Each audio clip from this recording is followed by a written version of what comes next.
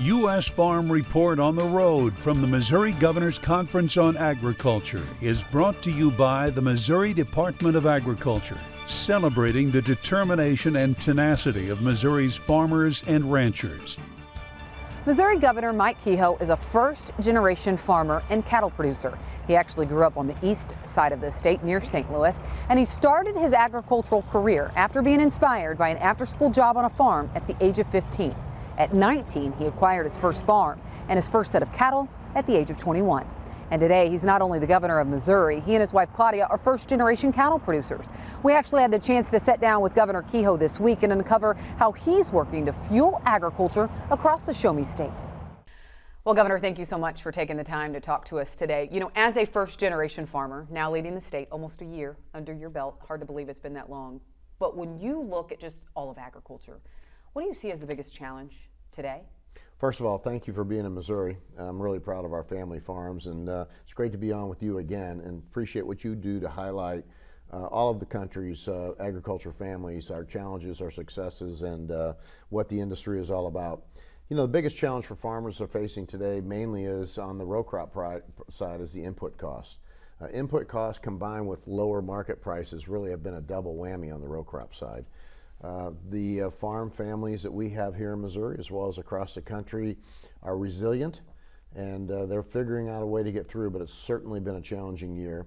And then on the livestock side, you know, it's been a little bit of a different story. We've had shorter inventory, especially in our cattle production areas, to where the beef market has been a little bit more sustainable and the margins have been a little bit better. So, you know, it's kind of two sides of a coin when you look at where agriculture is right now. Yeah, and you look at the net farm income picture here in Missouri. Thank goodness for the cattle side of that. That's really been carrying that picture. Well, it's interesting. We had Secretary Rollins here. She's been here several times since she's been secretary, and I'm grateful for that.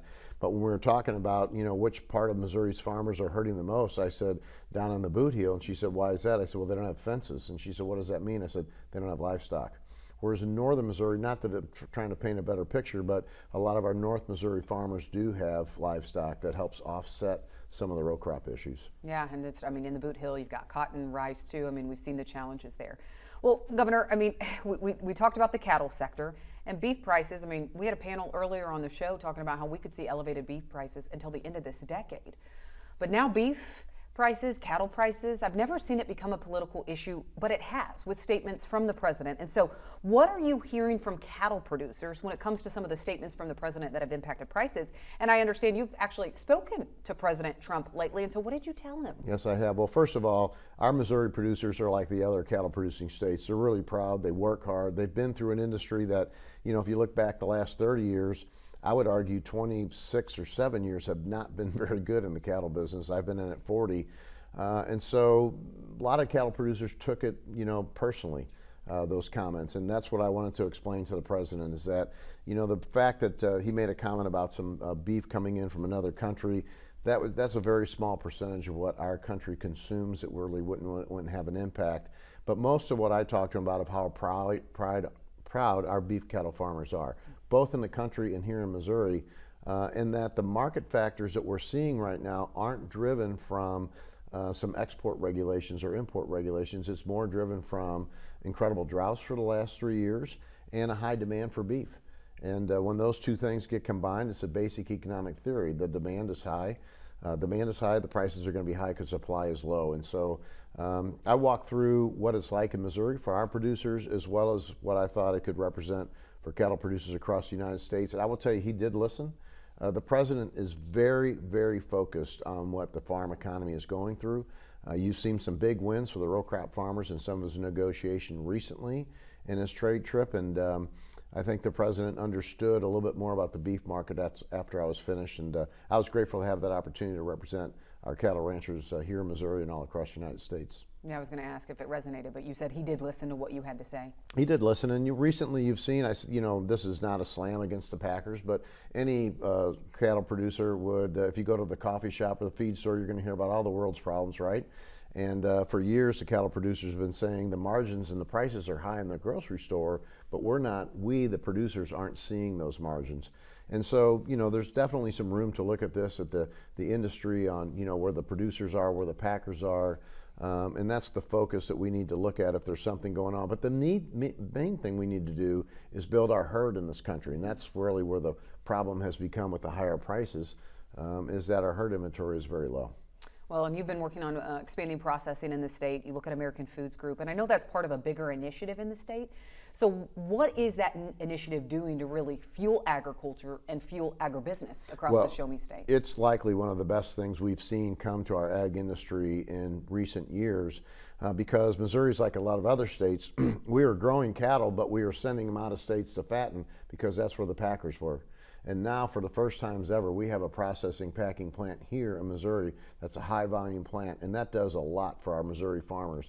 It also lets us fatten cattle here, so guess what that helps? It helps the row crop farmers as well, because we have to feed them to get them there. I'm so grateful for American Food Group's investment here. It's a family-owned business. They've been a great asset to our state. I can't say enough good things about their management team, their hiring practices, how they're treating the farmers.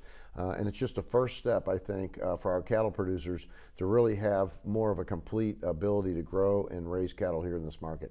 Well, a couple things you said on stage to the group here at the Missouri Governor's Conference on Agriculture. You said when Washington over-regulates, we innovate. And you also said that you're putting forth common sense policies. Can you give us an example just over the next year, 2026 through the next couple of years? What are some of those common sense policies you do want to see put into place? Sure. Well, first of all, number one thing I think any elected official should do is get government out of your life. Farmers are pretty sharp.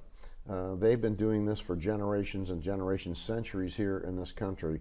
And they're pretty smart. They're resilient, like I said, and they know how to innovate. They don't need government telling them what to do. That's the number one thing.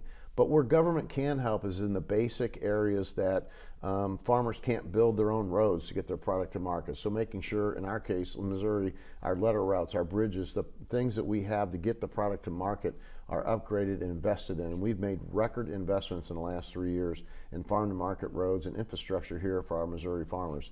Then port facilities. Again, how do we export more of our product out to the world market? We've made record investments in port facilities, and I think that's common sense investment that the average Missourian or the average family farmer expects government to make on their behalf when they're paying those tax dollars. They can't build their own roads, they can't build their own ports. Things that help get our product to market are really important to me, and that's what we're going to try to keep doing. Anything else you want to add? Well, we're grateful that, you're covering such a wonderful job covering our agriculture industry.